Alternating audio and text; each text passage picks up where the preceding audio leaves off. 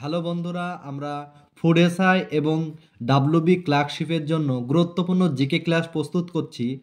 তোমরা আমাদের সাথে থাকো এবং আমাদের চ্যানেলটাকে সাবস্ক্রাইব করো, যাতে আমরা আরও গুরুত্বপূর্ণ এবং নতুন নতুন ভিডিও আনতে পারি তোমাদের জন্য। করো এবং কোন কোন ক্লাস তোমরা দেখতে চাইছো সেরকম আমাদের কমেন্ট করো।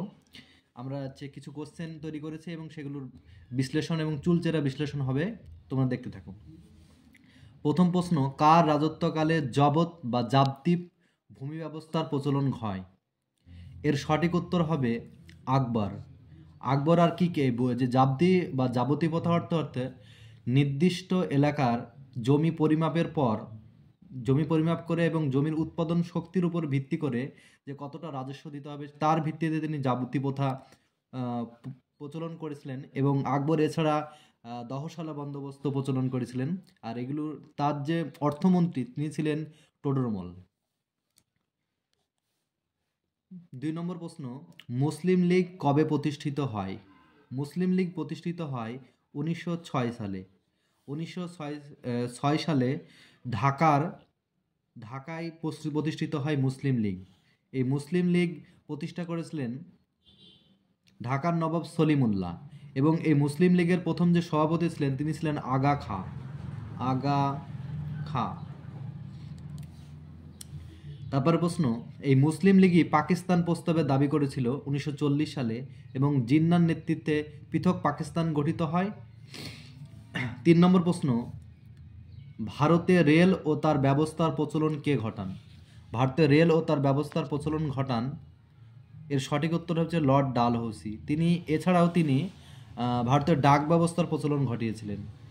ভারতে যে রেল চলে প্রথম 1953 সালে। কত সালে? 1953 সালে 16 এপ্রিল। 16 এপ্রিল প্রথম রেল চলে বোম্বে থেকে থানে পর্যন্ত। বোম্বে থেকে থানে। আর প্রথম ইলেকট্রিক ট্রেন আর আমাদের রাজ্যে পশ্চিমবঙ্গে চলে 1954 সালে। 1954 সালে রেল চলে। 1954 সালে হাওড়া থেকে হুগলি। এবং ইলেকট্রিক ট্রেন চলে ভারতে প্রথম 1925 সালে। তারপরে প্রশ্ন, তিতুমির কে ছিলেন? এর সঠিক উত্তর হবে ওয়াহাবি আন্দোলনের নেতা। তিতুমির বাঁশের কেল্লা তৈরি করে সেখানকার জমিদার এবং যাদের উপরে ওই এলাকার লোকেদের উপর যারা খাজনা বেশি পেত তাদের বিরুদ্ধে তারা আন্দোলন করেছিল। বিশেষত ইংরেজদের বিরুদ্ধে যে বাঁশের কেল্লা তৈরি করে তিতুমির সংগঠিত হয়ে যে আন্দোলন করেছেন তা ওয়াহাবি আন্দোলন নামে পরিচিত বা বারাসাত বিদ্রোহ নামে পরিচিত। এছাড়া ফরাজি আন্দোলনে নেতৃত্ব দিয়েছিলেন দুদু মিয়া ও হাজি শরীয়তুল্লাহ। সিপাহী বিদ্রোহ আমরা জানি যে পলাশী যুদ্ধের 100 বছর অর্থাৎ 1857 সালে সিপাহী বিদ্রোহ হয়। এই বিদ্রোহের প্রথম শহীদ ছিলেন মঙ্গল পাণ্ডে। এবং এই সিপাহী বিদ্রোহ ভারতের বিভিন্ন এলাকায় সংগঠিত হয়েছিল এবং সিপাহীদের প্রথম ব্যারাকপুরের ছাউনিতেই প্রথম সংগঠিত হয়েছিল বলে এই বিদ্রোহকে সিপাহী বিদ্রোহ বলা হয়। 5 নম্বর প্রশ্ন, টিপু সুলতানের চূড়ান্ত পরাজয় ঘটেছিল কার হাতে?